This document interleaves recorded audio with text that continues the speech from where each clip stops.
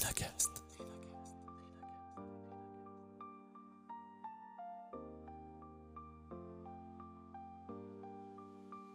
Donc tu vois, encore une fois, on peut entreprendre, quel que soit le format en fait, qu'on soit dans la fonction publique, qu'on soit dans le salariat ou qu'on soit, tout simplement entrepreneur. J'ai besoin de bouger, j'ai besoin de mouvement en fait. Je sens que là ça vient de plus en plus me chercher. J'ai envie d'être libre au niveau de ma gestion du temps aussi. J'ai besoin de cette sécurité, j'ai besoin d'avoir de l'argent de côté, peut-être de l'argent sans doute qui dort. Et si un simple déclic pouvait changer toute votre vie? Bienvenue sur Renacast, le podcast qui explore ce moment clé où tout bascule, où l'envie de créer prend le dessus sur la peur de l'inconnu. Ici, des entrepreneurs, des audacieux, des visionnaires partagent avec vous leur histoire, leurs doutes, leurs succès, et surtout ce qui les a poussés à tout quitter pour entreprendre. Une idée qui vous trotte en tête, un projet que vous n'osez pas lancer, chaque épisode est là pour vous inspirer et peut-être déclencher votre propre déclic. Abonnez-vous dès maintenant sur votre application de podcast préférée et embarquez avec nous dans l'aventure. Et si la véritable sécurité financière ne se trouvait pas dans un salaire mensuel fixe, mais dans votre capacité à créer votre propre écosystème? Aujourd'hui, dans Renacast, on s'attaque à un tabou géant, l'argent, et plus précisément les montagnes russes financières que vivent les entrepreneurs. Mon invité, Christelle Mossack, a quitté la cage dorée des ministères parisiens pour devenir une experte en intelligence financière et investisseuse. De la peur viscérale de finir sous un pont lors de son divorce à la création de multiples sources de revenus, elle vient nous dévoiler pourquoi l'irrégularité n'est pas un échec, mais une règle du jeu qu'il faut apprendre à maîtriser. Préparez-vous à changer d'échelle de temps et à bâtir votre propre matrimoine. Bonjour Christelle et bienvenue dans ton épisode de Renacast. Bonjour Nicolas, je suis ravie d'être ici. Merci. Je suis exactement pareil. Je suis ravi parce qu'on a échangé et tu l'as dit, Nicolas, t'es bavard, je te donne beaucoup de temps. Alors, je dévoile les coulisses, t'as vu, hein, dès le départ. Je t'ai demandé combien de temps on avait pour enregistrer et tu me dis, je t'ai libéré tout le temps que tu voulais parce que je sais que tu as envie de parler. Mais oui, mais en même temps, c'est parce que vous me donnez envie de parler, hein. Parce que ton parcours, comme tous mes invités d'ailleurs, ton parcours, il est étonnant, il est passionnant. Tu as vécu des choses que beaucoup n'ont pas vécues. Sauf que toi, tu en as tiré un bilan et ce bilan, tu en as fait un livre et ce livre, évidemment, tu le vends et il est assez exceptionnel. Alors comme je t'ai dit, mea culpa, j'ai pas pu encore acheter le livre, mais j'ai eu la chance d'avoir Adeline, ton attachée de presse, on peut l'appeler comme ça, qui m'a gentiment passé quelques pages et j'ai pu me plonger dedans et j'ai trouvé ça exceptionnel. Alors du coup, je me suis lancé à la recherche de ta vie et j'ai trouvé des choses partout, ici ou là, sur Internet. J'ai l'impression vraiment maintenant de te connaître, tu vois. Mais c'est peut-être pas encore le cas de tous nos auditeurs. Alors, si tu veux bien, Christelle, est-ce que tu peux te présenter à eux? Écoute, avec grand plaisir, même si c'est jamais évident de se présenter. C'est bien. Moi je et ouais. Donc moi je suis, lyonnaise, je suis maman de 2 ados. J'ai, entrepris depuis bientôt 10 ans. Et je suis actuellement, donc coach, formatrice en finance, en intelligence financière, effectivement, auprès des femmes. C'est une grande, passion pour moi de transmettre et de les aider, de les amener, en fait, à gagner en confiance et en sérénité financière.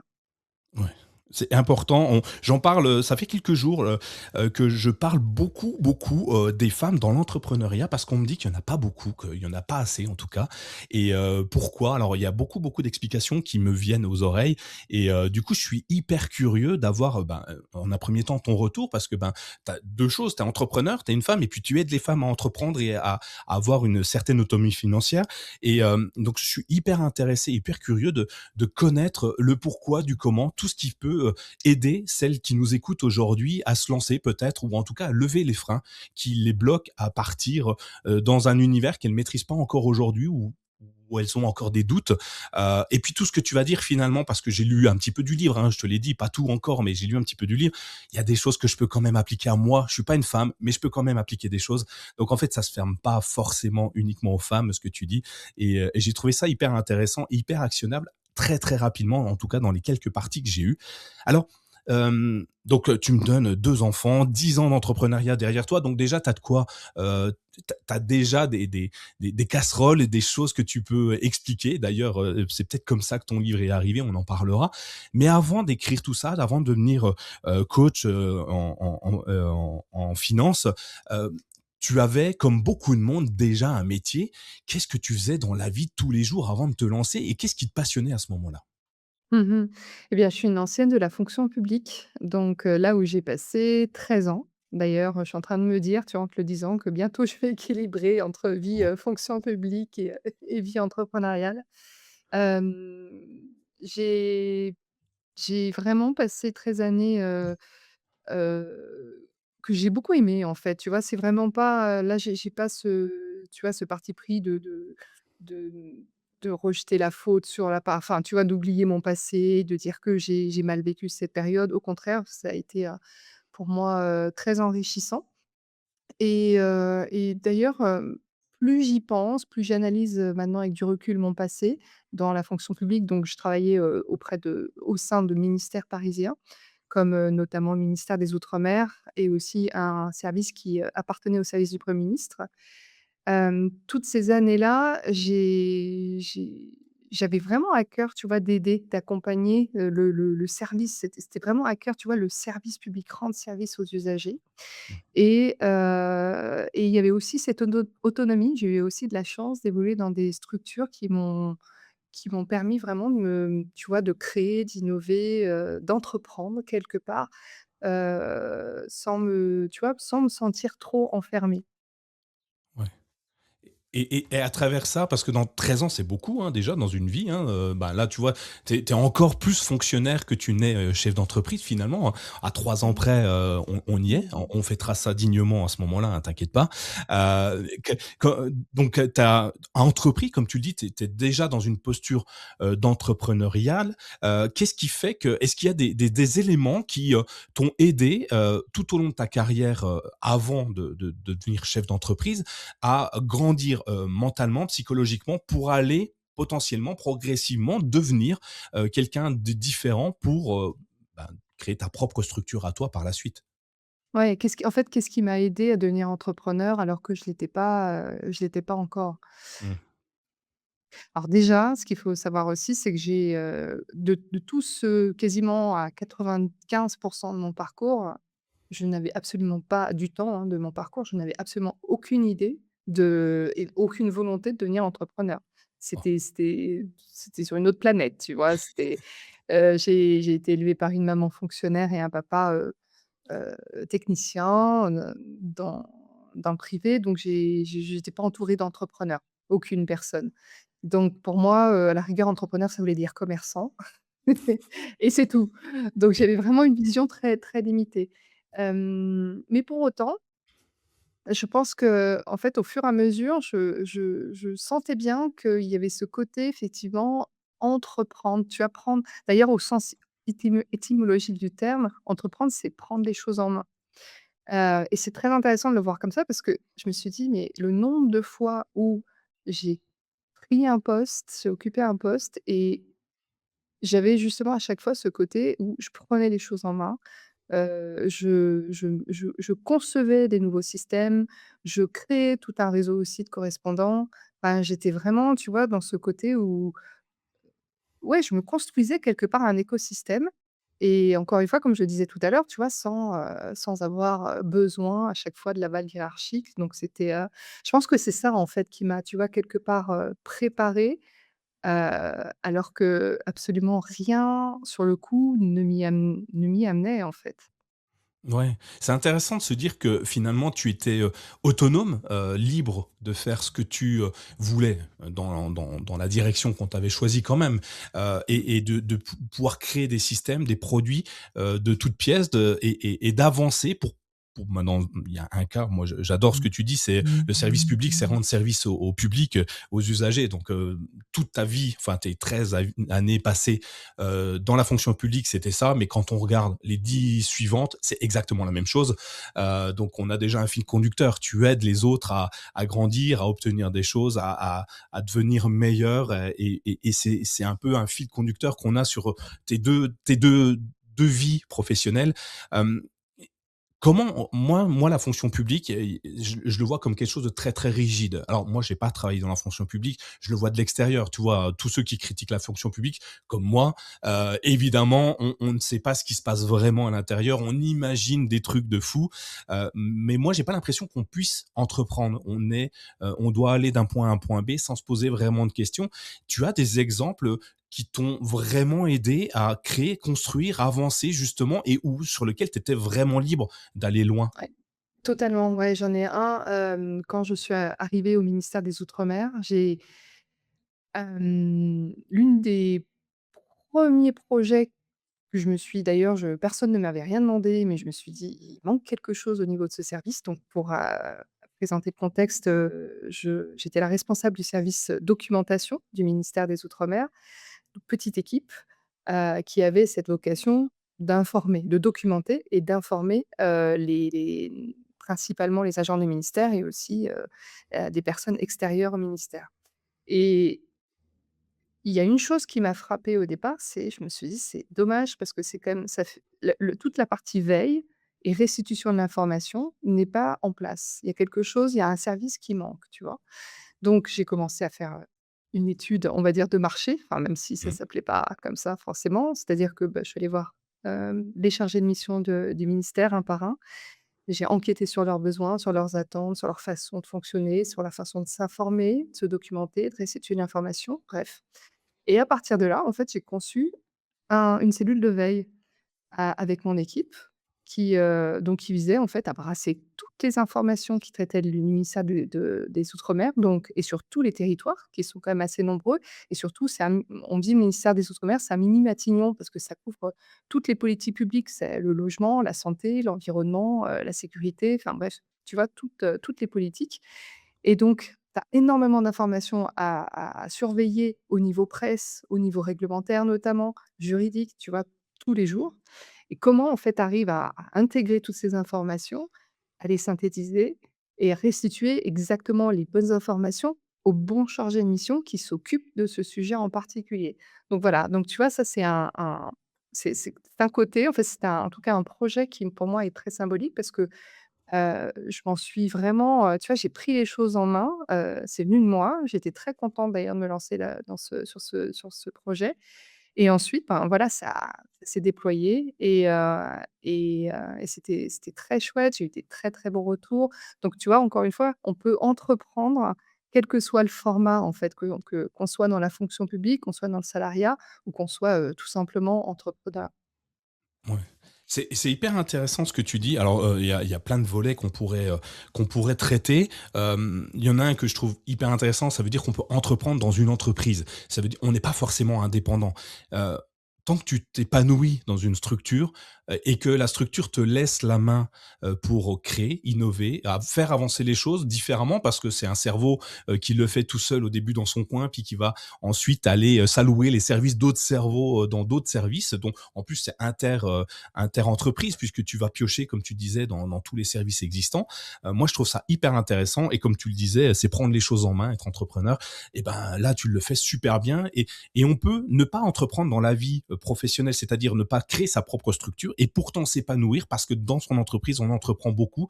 Donc moi, je prône évidemment de devenir chef d'entreprise parce que c'est un peu le but de Renacast. Mais en vrai, quand on y réfléchit beaucoup, vous pouvez largement rester dans une entreprise si elle vous plaît, si elle vous donne les clés, si elle vous donne la totale confiance d'entreprendre. Bah, ça peut être hyper épanouissant dans une vie de tous les jours. Moi, j'adore. Enfin, Ouais merci pour ça. et ouais et tu verras quand tu auras du coup mon livre, il y a une partie que j'ai voulu absolument, aborder et qui est tabou dans l'entrepreneuriat, c'est le côté justement quand on est entrepreneur et qu'on retourne dans le salariat et j'illustre cette partie justement en expliquant qu'on peut continuer à entreprendre autrement. Donc ça enlève beaucoup de pression, hein, vraiment parce qu'il y a forcément sur le coup, on peut le considérer comme un échec comme un renoncement à ces grands projets et se dire: «Bon, bah, là, c'est une fin», mais non, en fait, c'est pas une fin, c'est juste un nouveau cycle et ça ne veut pas forcément dire que c'est la fin de l'entrepreneuriat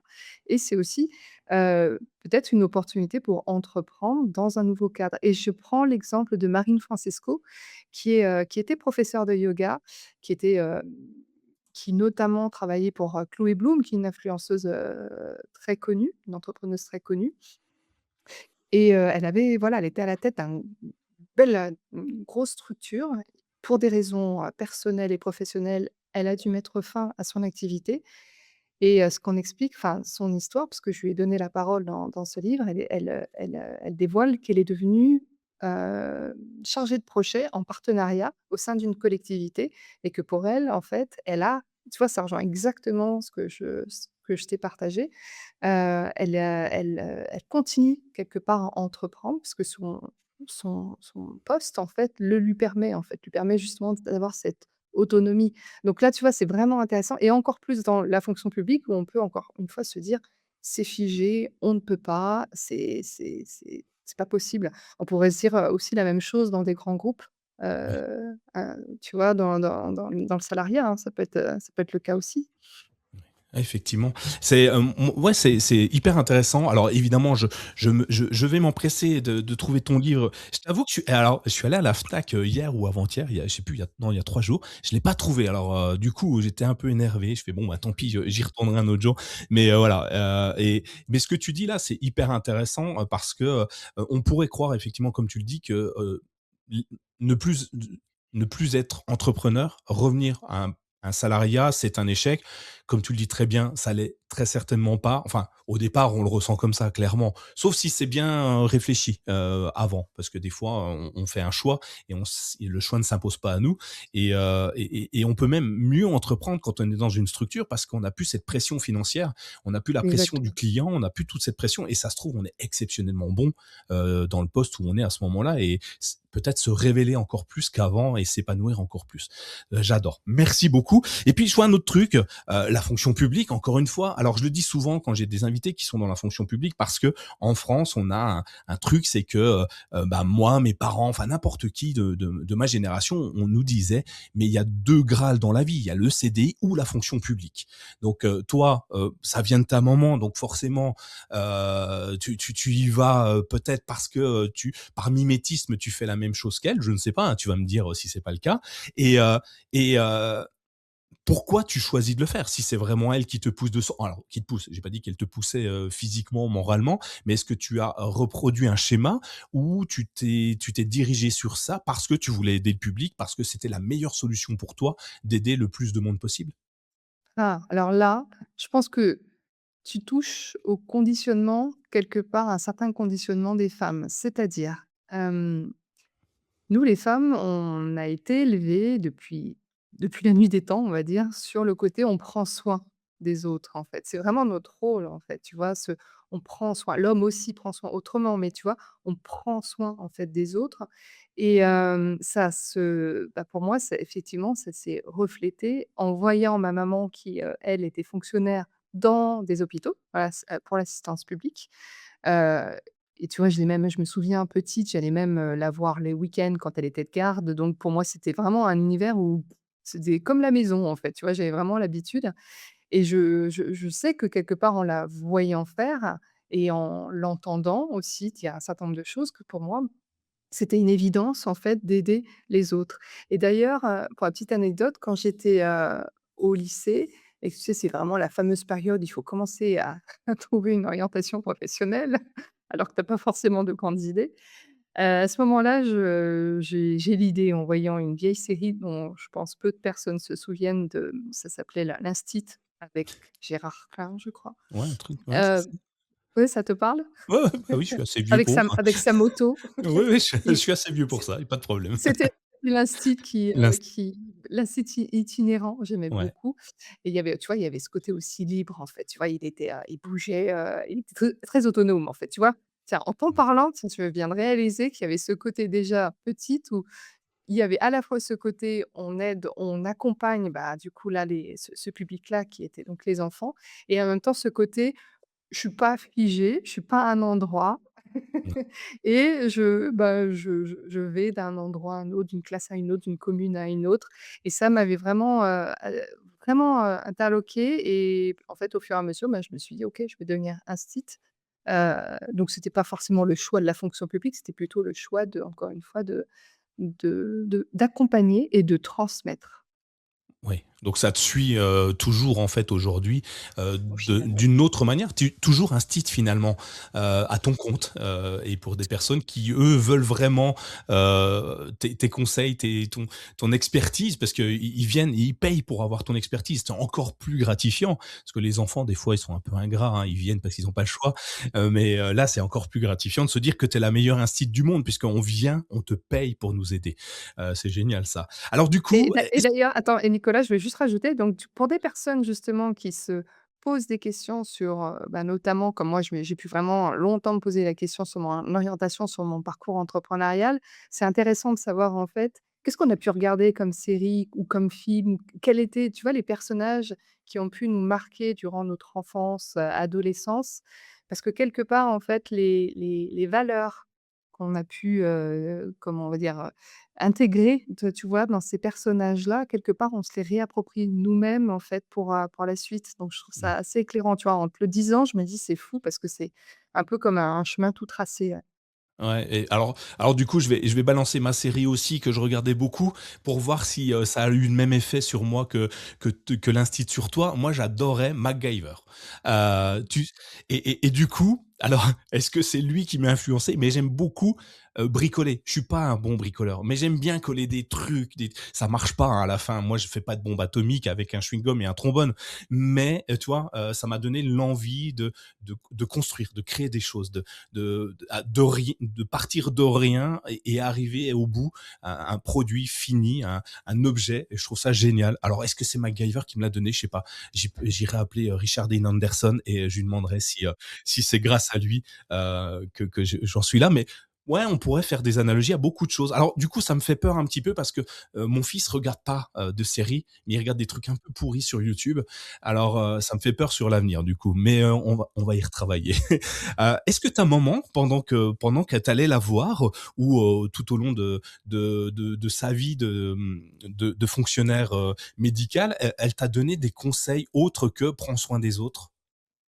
Oui, je me souviens très bien qu'elle me disait: «Le plus important, Christelle, c'est que tu choisisses le métier que tu aimes faire».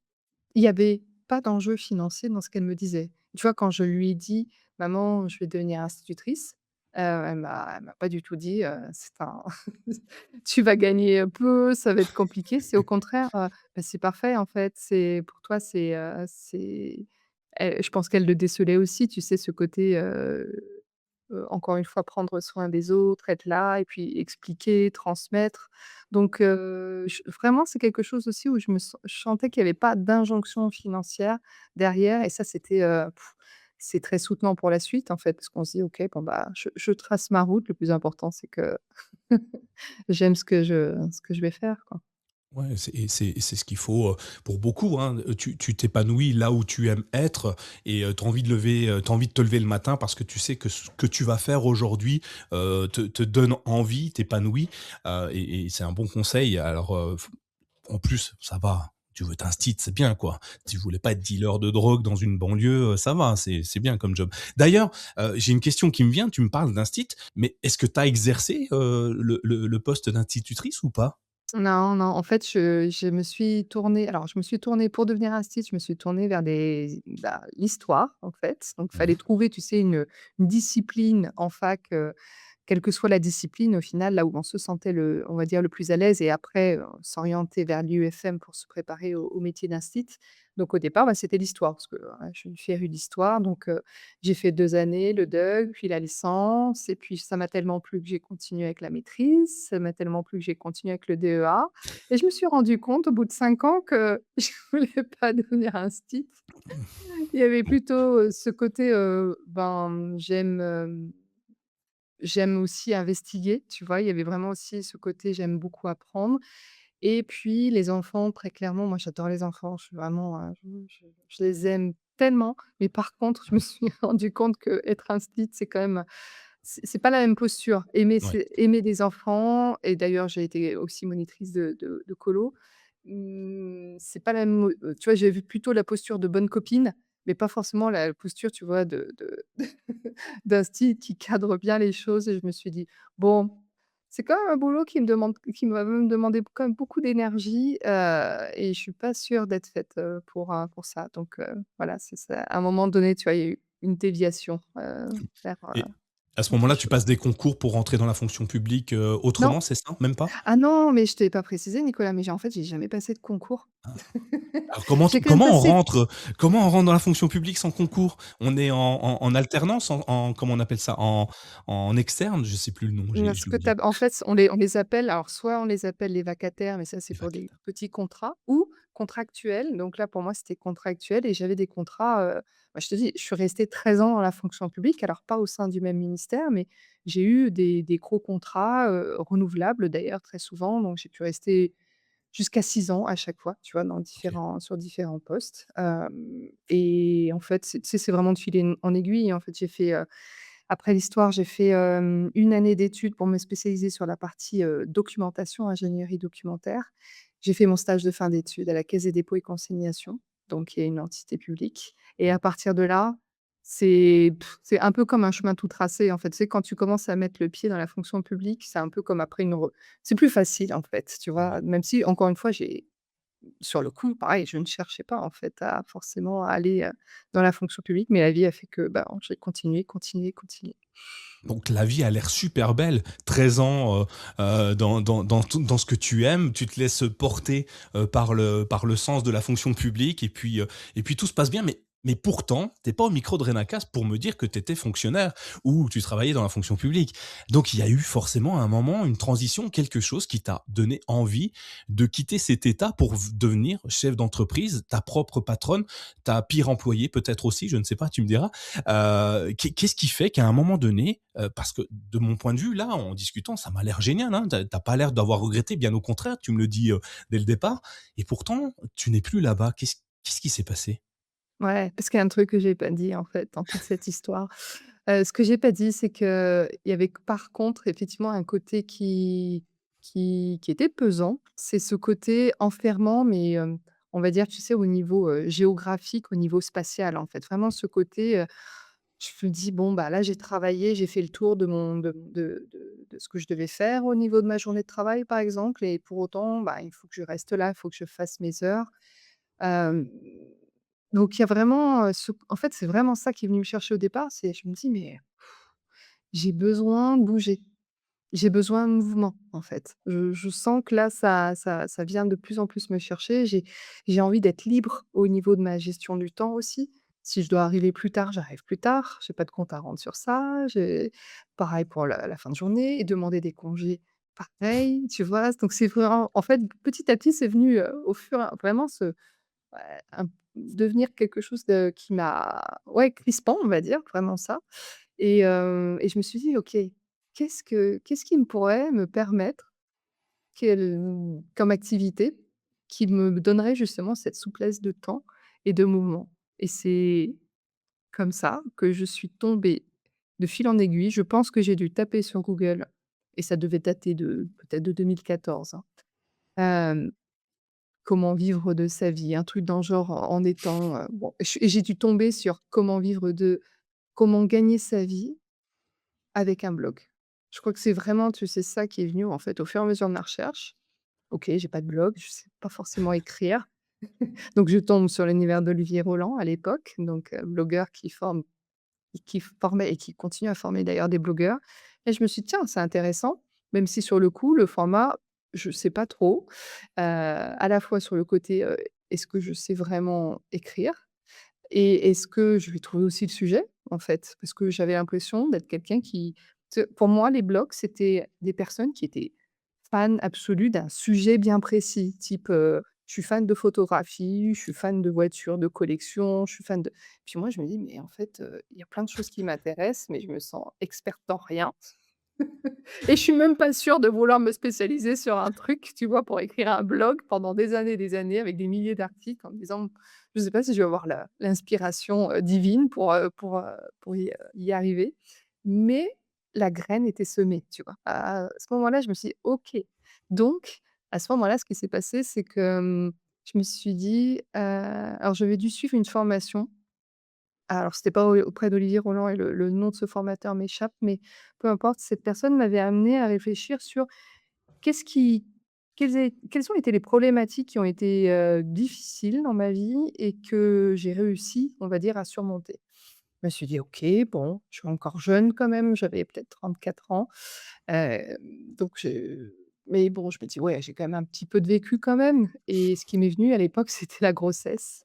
C'était mes 2 enfants, c'était le côté, basculement entre, vie où tu as pas d'enfant et vie où tu deviens maman, avec les nuits entrecoupées, toute la fatigue, la désorganisation, tout le changement de vie, en fait et je me suis dit: «C'est fou parce que comme on nous prépare quand même mal à l'arrivée d'un bébé». Donc la toute première chose que j'ai fait, c'était de créer un blog sur, lié justement à la parentalité et pour accompagner des futurs parents à à préparer leur nouvelle vie, tu vois? Leur prochaine vie et donc j'étais beaucoup sur la partie organisationnelle, des conseils que j'aurais voulu lire moi-même quand j'allais, attendre mon premier enfant.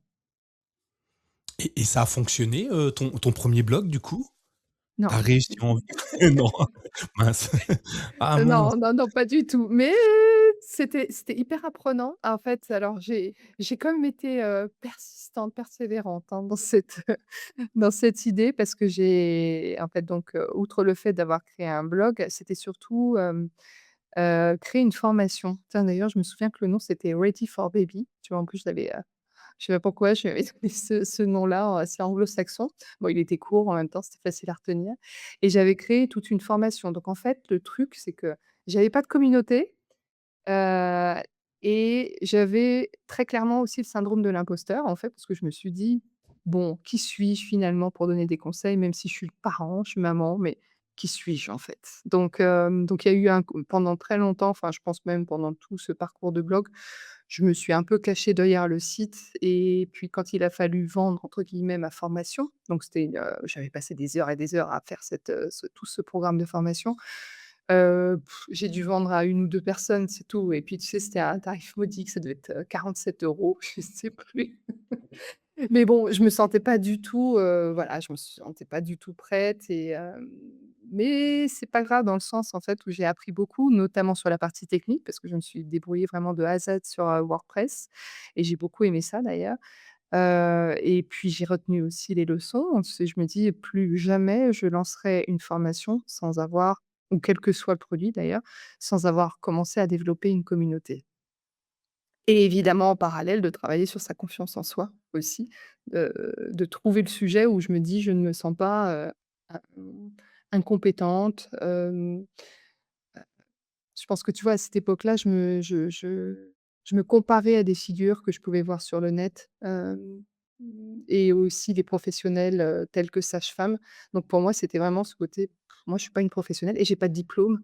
Donc donc là, ça a été aussi tout un travail, tu vois, sur soi, à comprendre qu'il y avait pas de comparaison qui avait lieu d'être et on n'a pas forcément besoin aussi de diplôme pour pouvoir parler d'eux. Le plus important, c'est qu'on se soit évidemment suffisamment préparé, documenté et que, ben, voilà, on ait cette soif d'apprendre et de continuer à transmettre. Ouais. Et tu faisais ton blog tout en étant encore en activité ou tu avais décidé de quitter le salariat pour vivre de tes 47 € fois 3? Alors, mmh, pendant toute la phase de création de formation, je me souviens que j'étais encore en activité.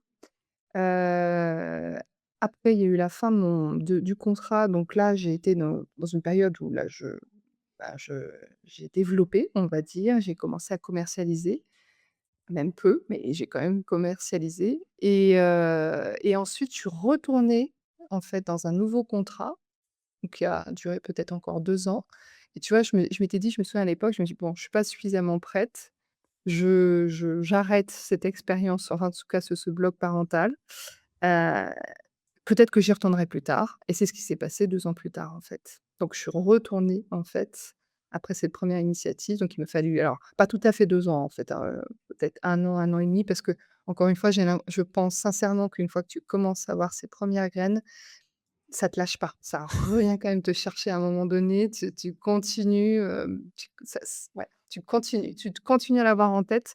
C'est juste que par contre, tu es un peu plus riche aussi de tes erreurs et tu cherches à faire différemment. Ouais et du coup, cette fois, deuxième chance, deuxième tentative, c'est la bonne, tu quittes tout, tu crées quoi du coup à ce moment-là comme, parce que tu te dis: «Je vais d'abord développer une communauté». C'est ce que tu me dis tout à l'heure. Est-ce que tu as voulu faire ça la deuxième fois? Est-ce que tu y es arrivé et comment tu t'y es prise si ça a fonctionné? Alors, ça a pas été encore la deuxième tentative, on va dire, je suis désolée, hein, parce que là, Oh non. c'est je veux pas renvoyer tu sais, l'image, enfin, je veux inspirer les personnes qui vont écouter ton épisode, je veux pas les décourager. Mais la deuxième tentative a pas été, alors, elle a été plus concluante quand même, mais pas encore totalement. Pourquoi? Parce qu'en fait, la 2e expérience, c'était, j'avais à cœur à la fois de lancer mon blog.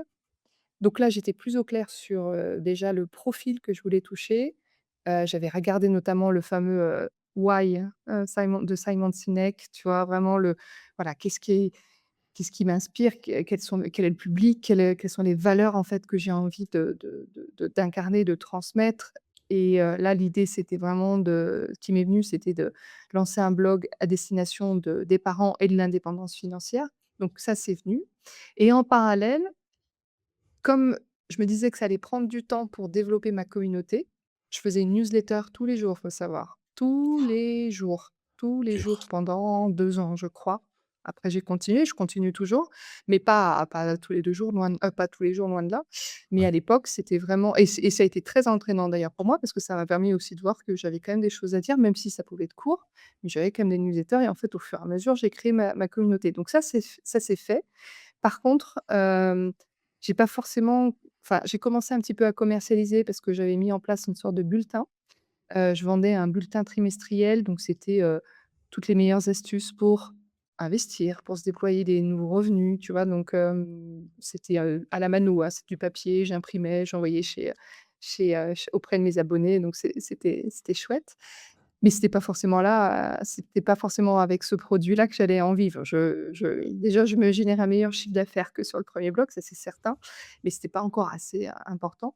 Et à côté de ça, quand je me suis lancée dans l'entrepreneuriat, je me suis dit: «Bon, officiellement, ça sera pas mon blog, en fait. Officiellement, ça sera je vais créer des sites internet, pour d'autres personnes».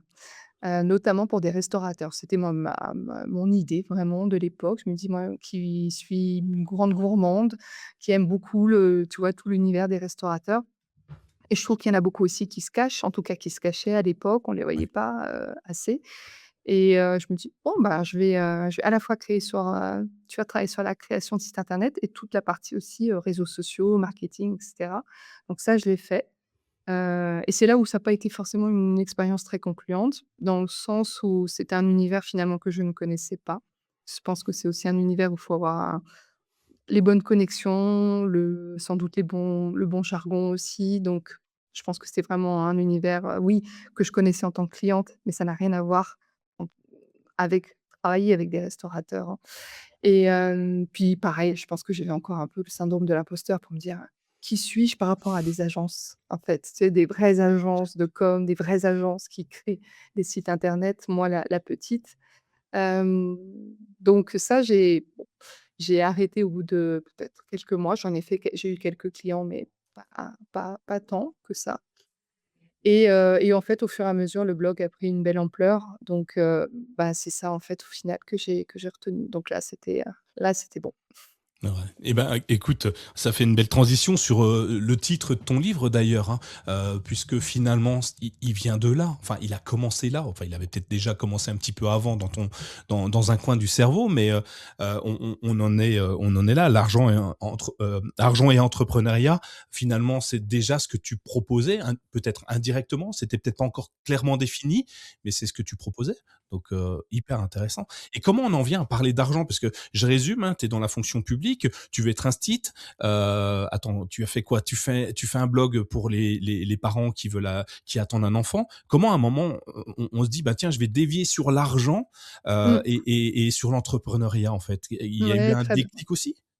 Très bonne question. Bah, c'était, le déclic, je pense que ça a été vraiment de regarder Simon Sinek, en fait, parce que ça m'a permis aussi de me plonger dans mon passé et de comprendre que ce que je pouvais peut-être trouver, normal, l'était peut-être pas tant que ça auprès d'autres personnes à qui j'en parlais et quand je dis ça, c'était par exemple des investissements. J'ai commencé à investir jeune à 25 ans, mais c'est un peu comme le bon voilà, c'est normal en fait et plus j'en parlais, plus j'ai des personnes qui me disaient: «Bah, enfin non, c'est pas si normal» et dans le sens en plus où c'était pas un héritage, tu vois? C'était pas un côté où, j'ai de l'or qui arri de l'argent qui arrive comme ça, une super opportunité.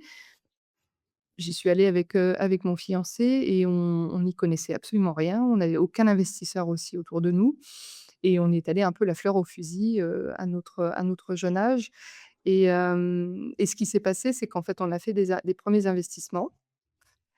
On a arrêté, on a revendu, on a acheté, notre RP. On se dit: «Bon, maintenant on se met dans la case, on devient parents». Et après, quand on a déménagé pour Lyon, on a revendu, on est redevenu locataire et on a par contre investi beaucoup plus. Donc là, on s'est dit: «Bon, bah, on redevient locataire, mais en même temps, à côté de ça, on investit». Alors ça peut être très surprenant sur le coup, mais ça a été un choix très assumé et là, le fait, tu vois, d'avoir investi une fois, 2 fois, 3 fois, 4 fois, en faisant de la coloc, de Airbnb, la location à l'année, en fait, à fur et à mesure, je voyais bien que ça suscitait aussi de la curiosité autour de moi, tu vois, des demandes de renseignements et cetera et donc, bah, en fait, au fur et à mesure, je me dis: «Bon, bah, oui, j'ai envie d'en parler en plus, ça Ouais. si les gens sont preneurs, autant» donc voilà, c'est comme ça que, tu vois, en fait, au fur et à mesure, les choses se sont dessinées. Finalement d'une «passion» entre guillemets, d'une envie d'entreprendre, d'investir, c'est dans l'immobilier, bah, tu y es tous les jours, donc tout ce que tu fais finalement, tu le répertories, tu le documentes, encore un terme que tu as déjà utilisé plein de fois finalement. Là, tu le mets sur un blog, sur une newsletter. La newsletter, je trouve ça hyper intéressant, mais la tenir, tous les jours, jamais je m'y tiens, c'est improbable. Déjà tous les mois, j'y arrive pas, alors tous les jours, laisse tomber. Et je trouve ça hyper intéressant parce que tu le dis très bien, pour toi, c'est naturel d'investir, d'acheter, de vendre. Pour beaucoup, j'en discute avec pas mal de monde autour de moi où j'ai un problème, c'est que je me dis que la retraite n'existera plus quand j'aurai l'âge d'y être en fait. Mmh. Et en me disant ça, bah, ça fait un peu peur quand même. Tu te dis bon, le futur il est gris, on va peut-être, faut peut-être investir, faut peut-être faire quelque chose. Et souvent l'immobilier revient très rapidement parce que la pierre, ça a une valeur plutôt sûre. Enfin, en tout cas jusqu'à présent, c'était plutôt sûr comme investissement. Et quand j'en discute autour de moi, je m'aperçois il y a énormément de gens qui n'ont jamais investi, qui ont peur d'investir, qui savent pas comment faire, qui pensent réellement que d'investir, c'est se mettre un boulet, je dirais même plus, à la patte en fait, en se disant ouais, mais si j'achète à tel ou tel endroit, je suis coincé dans cette ville, je suis coincé dans ma vie, je suis toujours obligé de continuer de travailler et ça devient très très compliqué. Et quand je les regarde, enfin quand j'échange avec eux, alors attention, je vais tirer des conclusions totalement aléatoires de ce que j'ai vu au doigt levé et que de mon expérience personnelle. Quand je regarde un petit peu tous ces profils, c'est souvent des personnes qui n'ont pas de passif familial propriétaire. J'ai souvent ces personnes-là, en fait, ont leurs parents qui ont toujours été locataires ou qui n'ont jamais acheté de biens, des vrais murs, en fait. Et c'est Ouais. souvent ce profil-là que je vois. Et quand je leur dis, bah, peut-être qu'il faut s'y pencher un peu, réfléchir, regarde. Moi, je suis pas spécialiste. Va voir Christelle, elle pourra plus t'expliquer que moi. Mais est-ce que toi, tu vois la même chose? Est-ce que tu constates que les gens qui n'ont pas de passif dans leur entourage continuent à ne pas acheter? Est-ce qu'il y a des profils types? Est-ce qu'il y a des conseils enfin des conseils, je sais pas si c'est des conseils que tu peux donner, mais est-ce qu'il y a des choses que tu peux donner à ces personnes-là qui aujourd'hui ont du mal à investir dans la pierre et puis peut-être dans eux-mêmes, hein, puisque finalement toi, tu investis également dans toi, en Mmh. parlant de ton parcours? Ouais, déjà, effectivement, il y a 1000 et une façons d'investir et pas que sur la pierre et même en immobilier, on peut même investir dans ce qu'on appelle l'immobilier papier, en fait, donc via des SCPI, bref. Donc en tout cas, il y a plein de façons d'investir.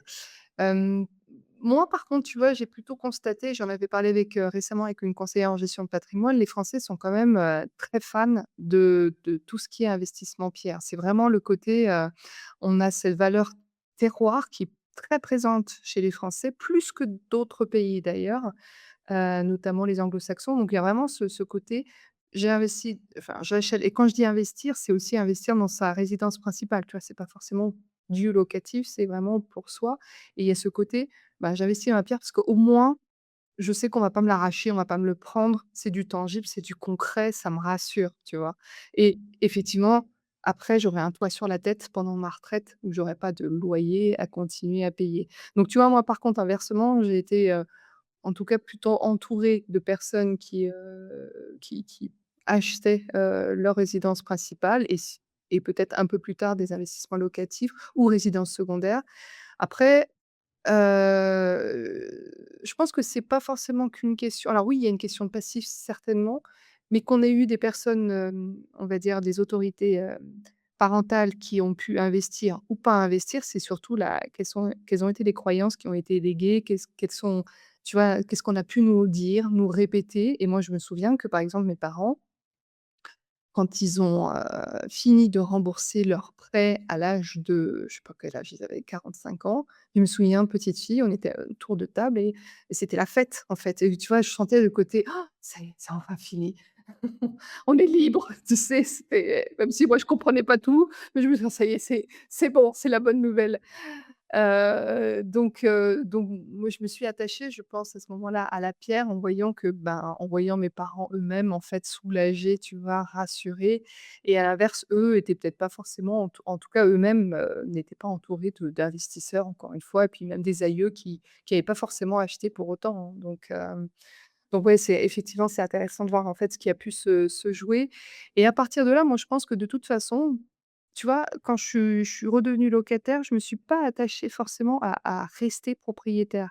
Je me suis détachée, en tout cas, de la forme en me disant: «Ce qui va être pour moi le plus important, c'est de me sentir bien dans le logement où je vais vivre. Je vais choisir et je ne vais pas subir l'emplacement parce que j'ai voulu devenir propriétaire». C'est ce qui a été le cas avant, en fait. Quand on a acheté notre résidence principale, je me suis retrouvée dans un logement où je me suis dit: «On l'a choisi à défaut, en fonction de notre capacité d'emprunt et c'était pas du tout le logement de mes rêves, en fait». C'est juste parce que, ben, on pouvait ce logement, cet appartement, on pouvait se le permettre, donc pas mieux, en fait et quand on est redevenu locataire, là, on a pris ce qu'on voulait vraiment, en fait, tu vois? En loyer, ça passait, en achat, ça passait pas, mais en loyer, ça passait et donc je trouve que c'est aussi important tu vois, de se détacher encore une fois de la forme attendue et c'est pour ça qu'on s'est dit: «Bon, bah, soit on redevient locataire, on a choisi exactement l'appartement qu'on veut, à l'endroit où on veut, avec ce balcon que je voulais depuis enfant, que j'avais jamais eu», tu vois? Cette ouverture à l'extérieur, je me dis: «Ça y est, alléluia, je l'ai, je suis locataire, mais c'est parfait, je suis contente, j'ai exactement ce que je veux»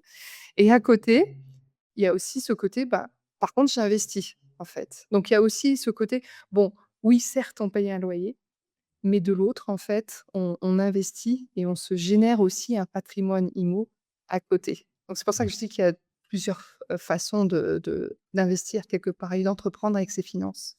Ouais. Tu utilises, le terme patrimoine, depuis, quelques phrases là.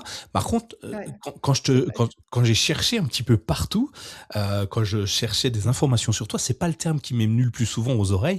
Un terme que je n'avais jamais entendu, alors par défaut, peut-être que tu l'as inventé ou peut-être que c'est moi qui suis ignorant sur le sujet.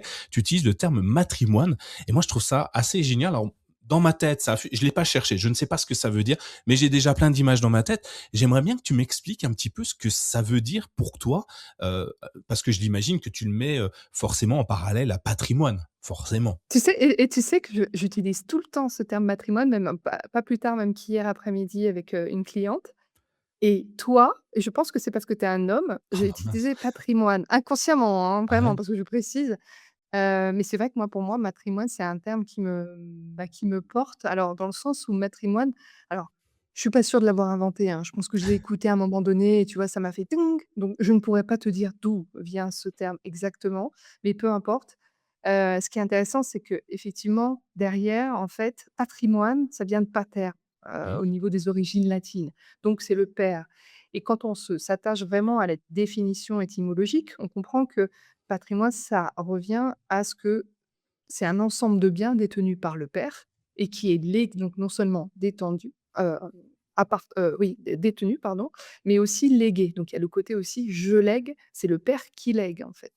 Et quand on transforme du coup matrimoine, là on quelque part on réhabilite la femme aussi. C'est-à-dire que la femme, elle peut elle-même aussi détenir des biens et elle peut aussi léguer elle-même des biens à sa lignée, à ses enfants. Donc c'est juste un côté, j'accorde de l'importance à aux mots et à l'énergie des mots, donc je sais que c'est important de aussi de tu vois, d'alterner, pourquoi pas? Et pourquoi pas parler de même, tu vois, on parle de conseiller en gestion de patrimoine, pourquoi pas on parlerait aussi de conseillère en gestion de matrimoine? Pourquoi pas, en fait? Ça on peut, tu vois? Moi, en tout cas, je suis pas obtus. C'est juste une façon aussi tu vois, de faire bouger les choses aussi, tu vois, de parler de ça, autrement. Mais j'adore. S'il n'existe pas, il devrait exister. Alors je suis allé pendant que tu parlais, j'ai pris mon téléphone, j'ai tapé matrimoine puisque c'est la première fois que je le faisais, pour voir s'il existait déjà. Et ben, les premiers résultats sur Google Search, ça parle pas de ça, mais c'est plutôt au niveau artiste, niveau culturel, et cetera, et cetera. Et je trouve ça intéressant. Mais j'adore les mots, que je vais appeler un mot valise finalement. Enfin, c'est pas vraiment un mot valise puisque tu le changes simplement l'étymologie du mot, mais j'adore les mots valises. Moi, Renacast Mmh. est né d'un mot valise, hein, tout simplement, parce que on y amène un sens complet, enfin plusieurs sens dans un seul mot, et on peut imaginer beaucoup de choses. Alors beaucoup de mes invités, à chaque fois, ils me donnent le nom de leur entreprise ou une idée, enfin peu importe, et à chaque fois, j'ai des images en tête et qui me montrent d'autres choses. Donc moi, évidemment, matrimoine, je l'avais vu, je voyais une maman porter les biens dans ses mains et les léguer à des enfants, tu vois. C'est ça. C'est l'image que j'ai eue à ce moment-là quand je l'ai lu la première fois, et j'ai pas eu besoin de définition. Donc finalement, c'est qu'il est parfait ce mot.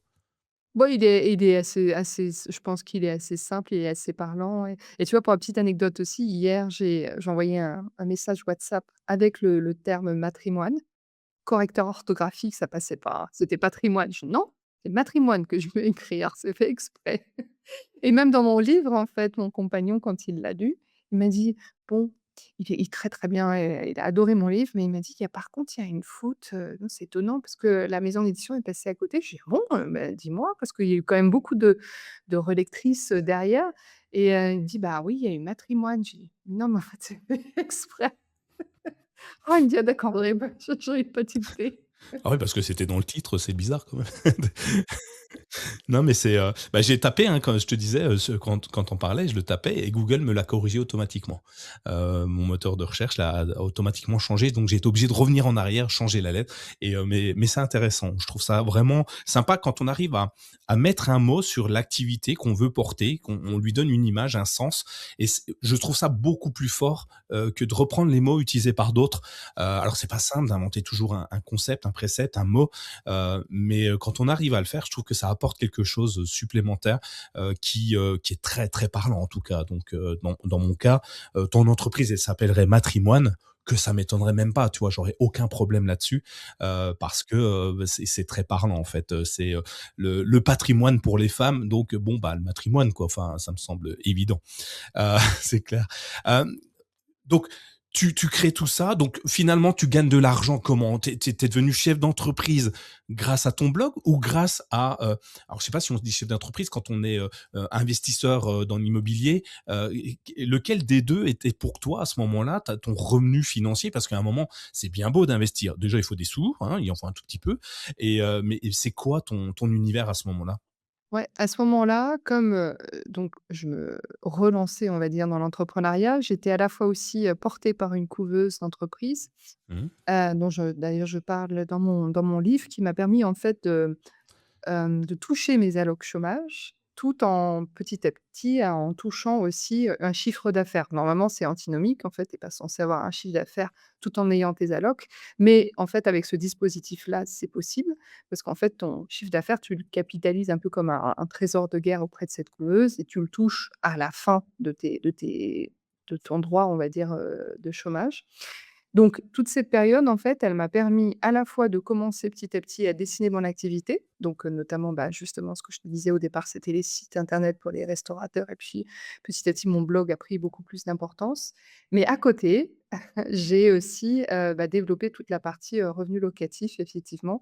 Donc là, c'était vraiment ce qu'on appelle les cash flows, c'est-à-dire que j'étais dans une dynamique non pas alors, c'était pas la même dynamique d'investisseuse que j'avais eue à 25 ans où j'y suis allée vraiment, comme je te disais, avec la fleur au fusil, sans trop comprendre, sans m'être trop formée et puis en faisant aussi des erreurs.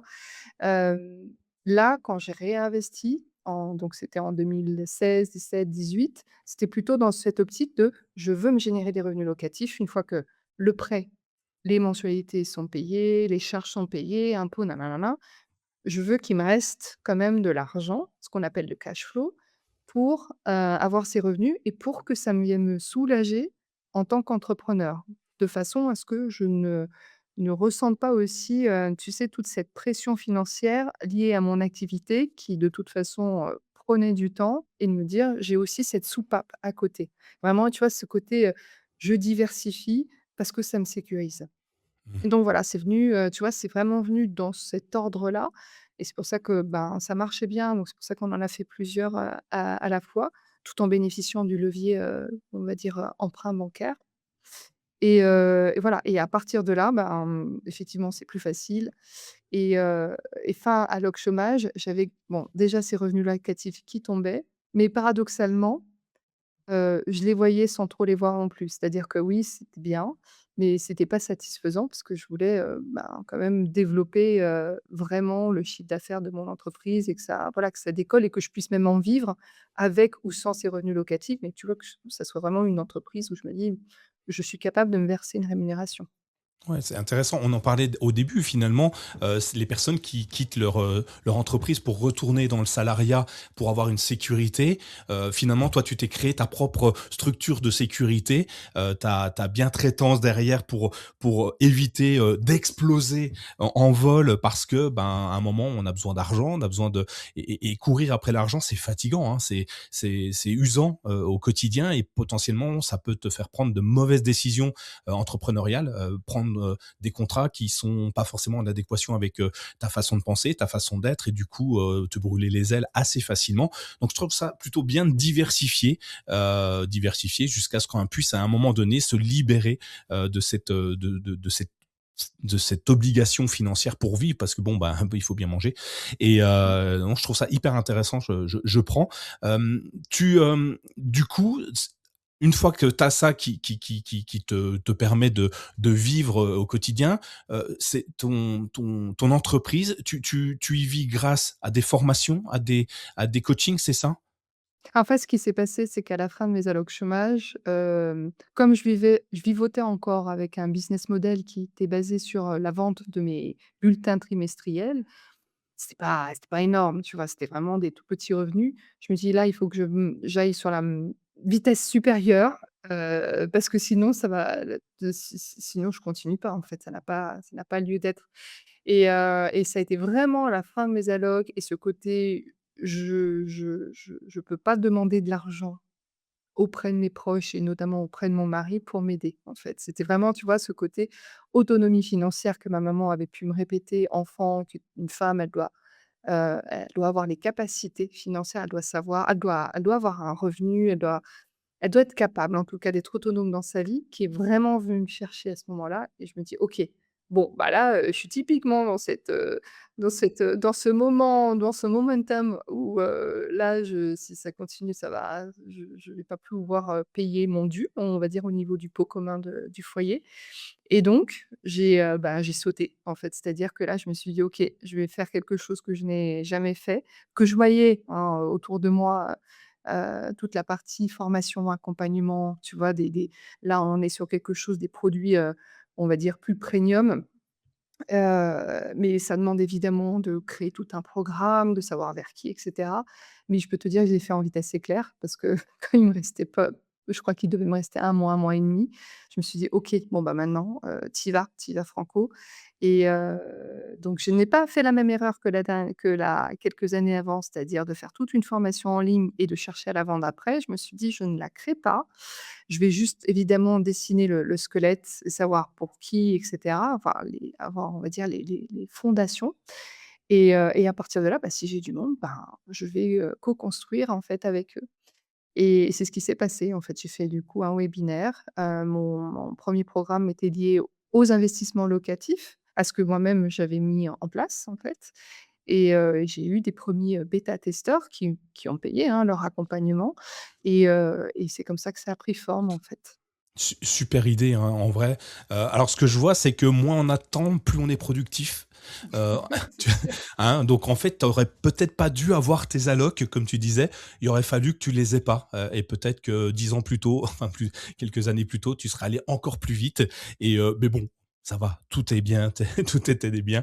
Mais c'est souvent ça, hein, d'ailleurs, moins on a de temps pour faire quelque chose, plus on y va à fond de toute façon, plus on nous donne du temps, et on obtient le même résultat avec le temps, donc autant aller plus vite et c'est plutôt bien. Je trouve hyper intéressant de se dire: «OK, je vais faire de la formation, mais je vais pas le faire, je vais pas la créer et après la vendre, mais je vais la co-créer finalement avec mes clients». J'avais eu le cas, un de nos invités, sur Renacast qui, lui, a un projet un logiciel en fait. Plutôt que de complètement créer le logiciel comme ça, il était allé sur une plateforme GitHub, enfin des plateformes, de développement. Il avait posé son projet et puis, tous ceux qui étaient intéressés réagissaient à ce qu'il faisait et puis lui il posait des questions, il faisait des sondages, des choses comme ça. Et il a créé son logiciel avec sa communauté finalement, et ce qui fait qu'à la fin, bah, forcément, le logiciel est parfait pour sa communauté puisque c'est eux qui l'ont fait. Je trouve ça hyper intéressant. Exactement, parce qu'en fait, tu t'adaptes, au à l'univers, en fait, de tes clients, à leurs attentes surtout. Tu as des mots, tu vois, tu peux pas, tu peux pas faire d'erreur, on va dire, si tu es correctement évidemment à l'écoute de tes clients qui testent en même temps, avec toi et qui est vraiment, tu as fréquemment des allers-retours, ça marche et tu vois, le côté bêta-testeur, je l'aime beaucoup parce que ça enlève aussi beaucoup de pression. Quand on se lance, on peut se dire: «Bon, bah, là, faut que tout soit parfait, sinon, bah, je vais me planter et que les gens vont être déçus».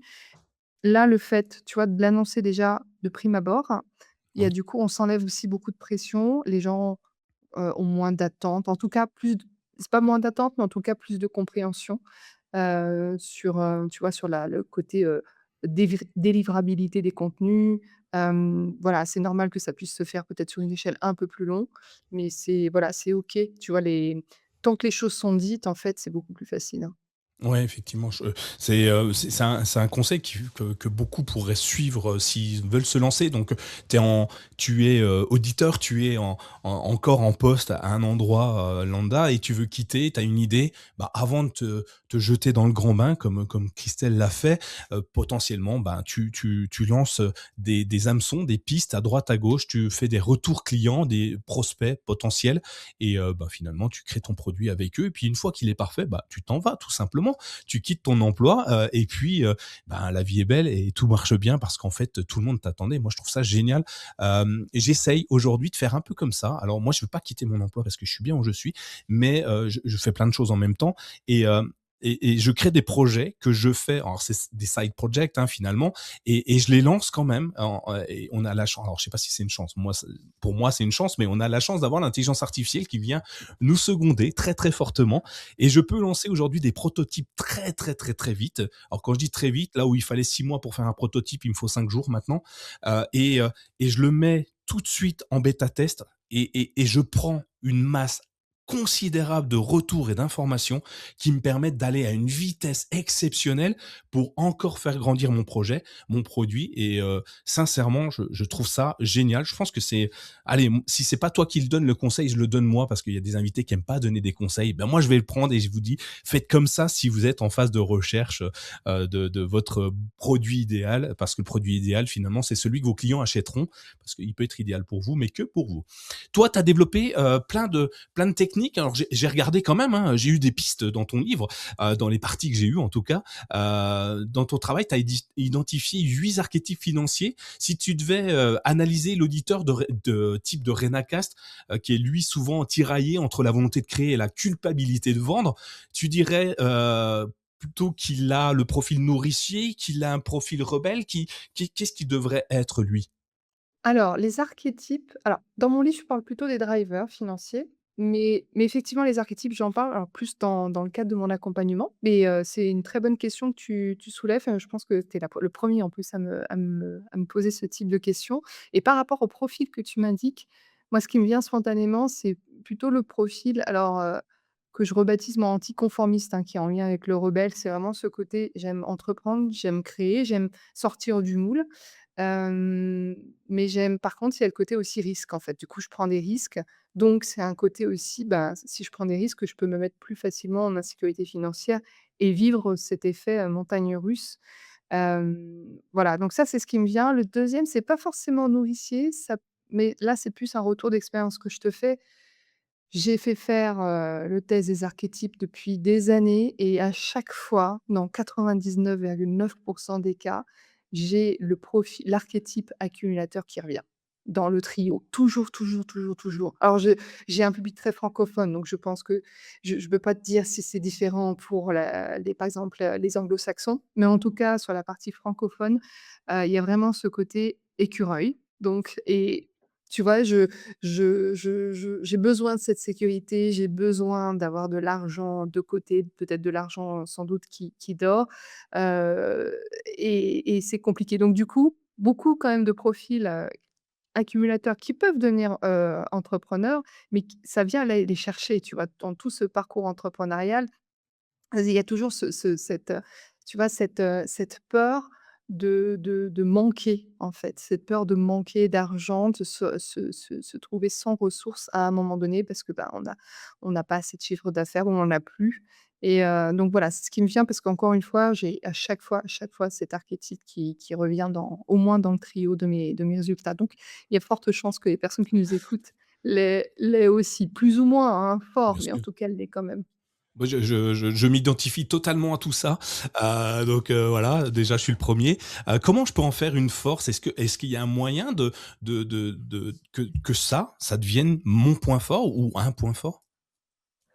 Ou bah, c'est déjà le fait de le comprendre, de le tu vois, de le moi je trouve qu'en fait on ch c'est pas il y a pas un besoin l'éradiquer, c'est juste comprendre que, par exemple, être accumulateur, c'est aussi un avantage. C'est aussi le côté où, je sécurise aussi ma famille, je prends pas trop de risques et ça vient aussi d'ailleurs contrebalancer la personne qui a aussi l'archétype, anticonformiste rebelle, bon, que j'ai expliqué, qui lui est plutôt très aventurier à prendre des risques et tu vois, il y a un peu ce côté, c'est un peu comme si on se retrouvait avec différents personnages dans sa tête, mais que l'accumulateur est là aussi, tu vois, pour compenser et se dire: «Attends, prends pas trop de risques en fait, c'est ça n'en vaut pas la peine» ou en tout cas, assure tes arrières. Tout comme moi, ce que j'ai pu faire aussi dans tu vois, avec les revenus locatifs, c'est très clairement, j'ai aussi cet archétype accumulateur, mais qui m'a permis, un de mettre de côté et qui me permet aussi d'ailleurs de bien comprendre mes clientes et mes clients parce que, ben, on l'a, tu vois? Donc on est en phase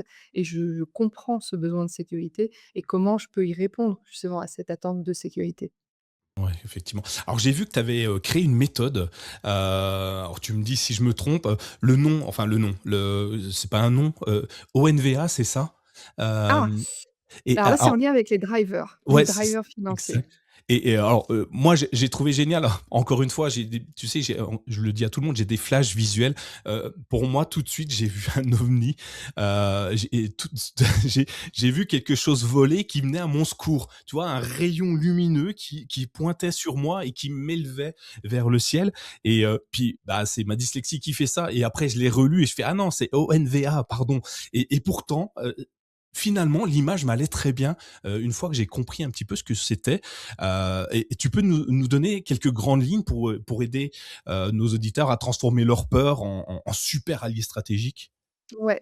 Alors là, c'est en lien alors non pas en lien avec les archétypes, mais en lien Ouais. avec les drivers financiers et donc les drivers, en fait, ce sont des pareil, c'est une autre façon de quelque part, tu vois, de se donner des personnages financiers. Juste comprendre, en fait, tu vois, quel est le rôle, quel est le jeu de rôle qu'on incarne ou les jeux de rôle parce qu'on en a plusieurs et là, les drivers, en fait, on en a 5. Enfin, en tout cas, il en existe 5. Pas forcément les 5 au top parade, mais en tout cas, il en existe 5. Il y a le «fais plaisir», le «sois fort», le «dépêche-toi», le «fais des efforts» et le «sois parfait». Ça, c'est issu des travaux d'un psychologue américain dans les années 70, il me semble, de Tybee Keller et moi, je l'ai appliqué sur la partie finance où c'est hyper intéressant quand on se plonge et qu'on comprend que, on a en fait des mécanismes inconscients qui vont influencer nos décisions financières, telles que pourquoi j'investis ou pas, pourquoi j'épargne ou pas assez, pourquoi, je me dépêche de prendre cette décision, ou pas, ou pourquoi j'attends que les choses soient parfaites. Donc tu vois, c'est déjà un. se dire, bah, par exemple, le «sois parfait», ben, tu évidemment, tu le comprends, c'est le côté, ben, je veux que tout soit parfait Mmh. avant d'entreprendre, justement.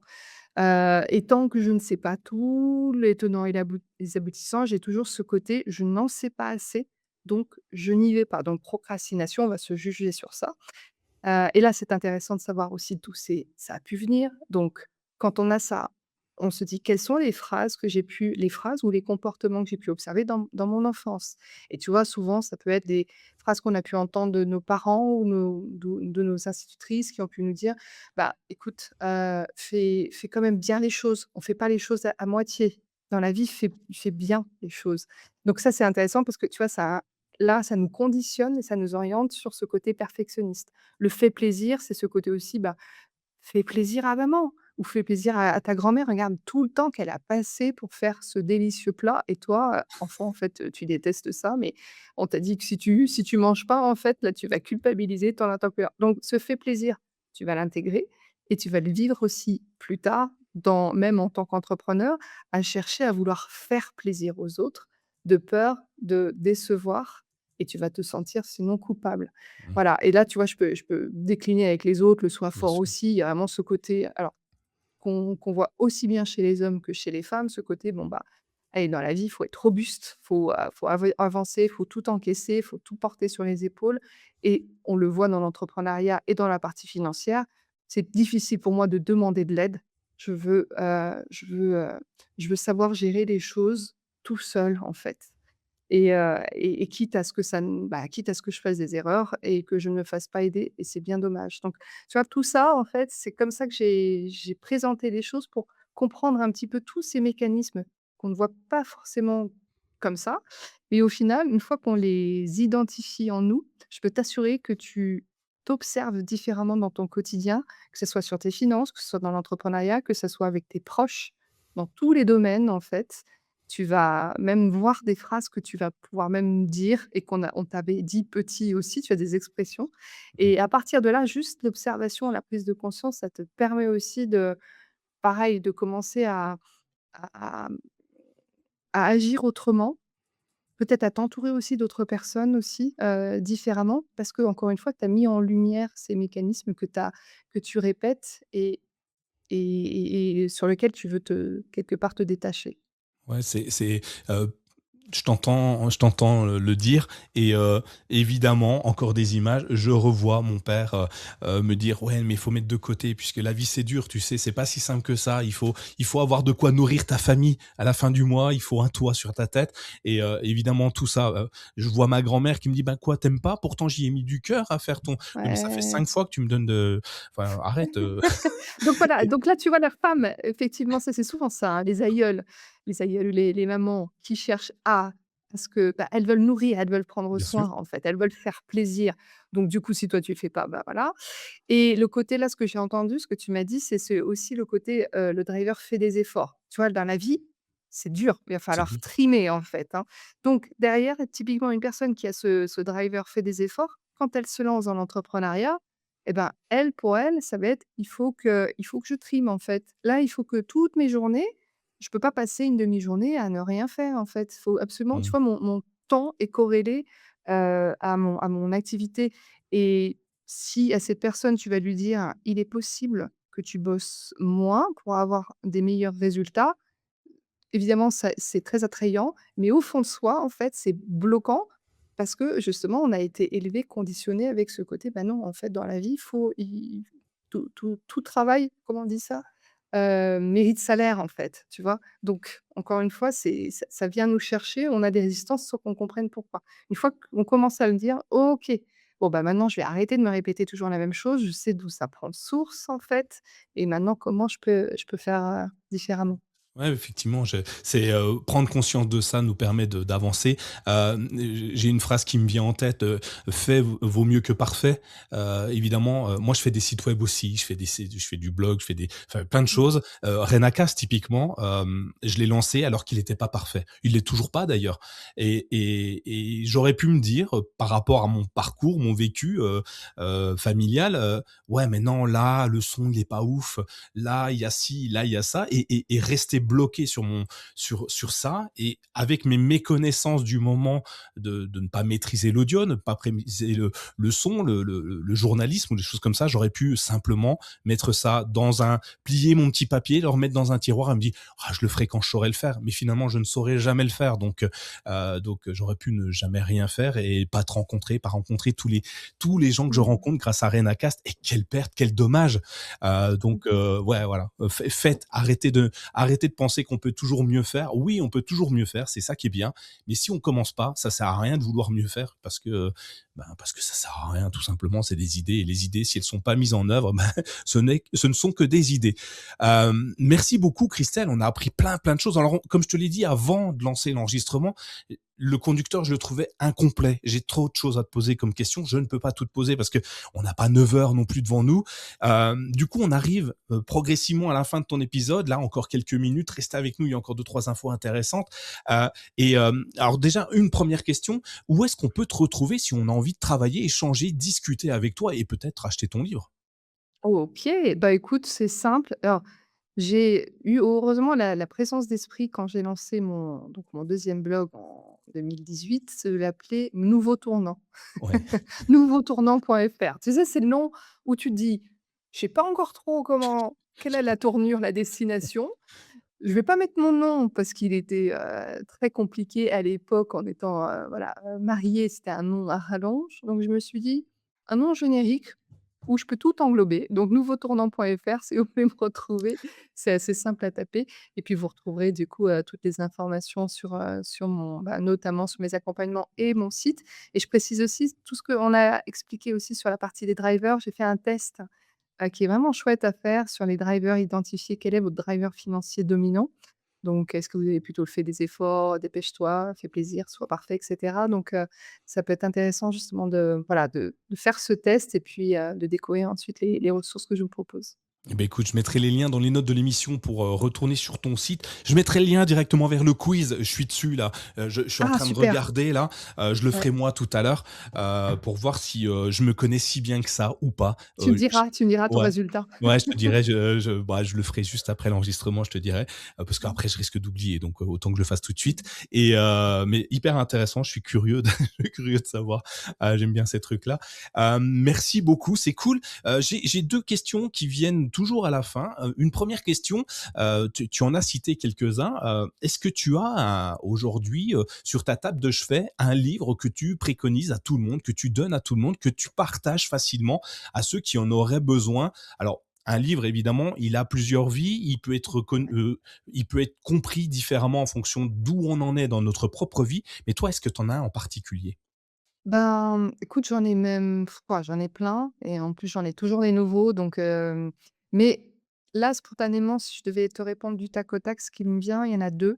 Il y en a un, on va dire, très pragmatique, très sur la partie financière qui s'appelle, «La stratégie du millionnaire paresseux», qui a été écrit par, Christopher Klein et je le trouve, très clair. En fait, tu vois, une bonne vision de tout ce qui est possible, de on va dire de mettre en place au niveau de ses finances et de diversifier. Donc voilà, là, c'est vraiment le côté très pragmatique et l'autre côté, mais là qui est plus en lien avec le mindset, l'amour de soi, c'est, «Plus jamais sans moi» de Maud Ankaoua et d'ailleurs je sais que j'avais fait une petite intro dans l'intro de mon livre, je la cite. C'est, c'est un cheminement, on va dire, personnel, sur justement, ben, l'amour de soi qui, au final, moi, je trouve que le parcours entrepreneurial nous amène à petit à petit à cheminer en ce sens, en fait, à beaucoup mieux nous comprendre, nous accepter, beaucoup moins nous juger, nous aimer pour mieux prendre soin des autres. Donc voilà, c'est ce qui, moi, me vient. Mais alors je les mettrai évidemment dans la bibliothèque de Renacast quand ton épisode paraîtra, pour que tout le monde puisse s'en inspirer également, puis faire des retours dessus, parce que j'ai des retours sur des livres qui sont assez sympas. Je m'attendais pas, en mettant la bibliothèque en place, que des gens le liraient puis viendraient me voir en me disant: «Ah bah tiens, il y a ce point-là que j'ai adoré dans le livre, tu pourras le dire à l'invité». Alors je lui dis: «Ben, dis-lui directement, ça sera plus simple». Heu et j'ai vu sur ton site, on a aussi tout en bas, on a les différents réseaux sociaux, LinkedIn, Facebook, j'ai pas fait attention, mais je pense que si. On peut te contacter aussi sur les réseaux sociaux? Oui, bien sûr, moi Mmh. j'adore connecter, lier, donc avec grand plaisir. Si vous Eh avez beh, envie de m'envoyer un petit message suite à eh l'écoute, je eh ben, eff suis eh beh, il preneuse. y aura les liens aussi, je les mets, ah, je mets tout, allez, c'est comme ça, c'est parti. C'est le côté sympa et puis, dernière question et là, après, je te laisse partir tranquillement, sur ton week-end. Oui, parce qu'on enregistre le vendredi après-midi, puis le week-end, arrive à grands pas. C'est une question que j'apprécie particulièrement. Si tu avais la capacité de revenir dans le, passé, loin derrière toi, il y a 23 ans, par exemple, qu'est-ce que tu et que tu as la chance de tomber face à face avec toi-même, qu'est-ce que tu te dirais? Oh! Oh là là! Heu, je lui dirais, je lui dirais en fait déjà travaille sur toi avant tout de suite de chercher à on va dire à te sécuriser, de façon extérieure, à investir, à investiguer comme, j'aime le faire, mais de renforcer cet état de sécurité intérieure, de vraiment d'aller dans cette investigation intérieure. Voilà, c'est ça, tu vois? Vraiment, qui suis-je en fait? Quels ont été mes conditionnements? Quels sont mes blocages? Quels sont mes atouts aussi, mes talents innés? Enfin, je trouve que moi, je me suis mis tardivement sur ces questions-là, c'est-à-dire plutôt vers 35 ans et je pense que j'aurais enclenché les choses encore plus rapidement si j'étais déjà partie de moi avant de vouloir, chercher à l'extérieur. Mmh. Effectivement, je suis totalement en phase avec ça. J'ai attendu encore plus longtemps moi, tu vois? Et et maintenant que je suis vieux et ben, je me dis: «Bah oui, si j'avais su plus tôt», mais ouais. Et ben, si j'ai la possibilité de revenir, je ferai comme toi. Merci beaucoup Christelle, merci pour tout ce que tu nous as partagé. Tu nous as rappelé une chose essentielle aujourd'hui, l'entrepreneuriat. Ce n'est pas une prise de risque inconsidérée, c'est juste une reprise de pouvoir. Donc je trouve ça génial. Votre intelligence financière, c'est le filet de sécurité que personne, mais alors personne ne pourra vous enlever. Alors allez-y, créez-vous vos business, créez-vous vos entreprises, regardez intérieurement qui vous êtes pour pouvoir avancer encore et encore. Euh, je- Christelle, merci beaucoup. Je te souhaite tout le bonheur du monde. C'est une reprise d'une chanson évidemment. Et comme je dis à tous mes invités, là on a parcouru 23 ans de ta vie. La prochaine fois, on se recroise dans 2 ans, ce que je propose à tous mes invités, on se recroise et puis on repapote, mais de ces 2 dernières années, ce sera plus simple, de comment tu as évolué, comment tu as grandi, quels sont les pivots que tu as fait, ou là où tu étais conforté dans ce que tu avais imaginé. Donc merci beaucoup pour tout ce que tu m'as donné. Je te souhaite une belle vie, une bonne continuation, et puis à très vite dans un prochain épisode de RenaCast. Allez, ciao, bye bye. À bientôt dans 2 ans. Si cet épisode vous a inspiré, ne le gardez pas pour vous. Partagez-le avec vos amis, votre famille, vos collègues, qui sait. Cela pourrait bien être le déclic dont ils ont besoin pour se lancer. Abonnez-vous dès maintenant sur votre application de podcast préférée et laissez-nous une note 5 étoiles ainsi qu'un commentaire. Votre soutien est essentiel pour faire grandir RenaCast et continuer à donner la parole à celles et ceux qui ont osé. À très vite pour un nouvel épisode et surtout, osez passer à l'action.